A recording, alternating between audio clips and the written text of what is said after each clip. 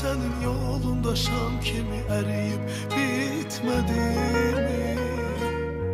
Ben həmin insan, sen həmin insan, hələ də könlümdə varsan. Mənə yaxınsan, elə yaxınsan, sevəcəyəm harda olsan. Səni unutsam bu sonum olsun, Tanrı şahidim olsun. Sən asandır, mənə çətindir, yenə də varlığın bəsindir.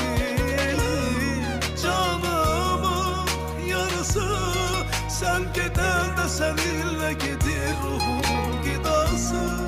Başımın belası, gözümün qabağındadır gözlerimin qarası. Sen özün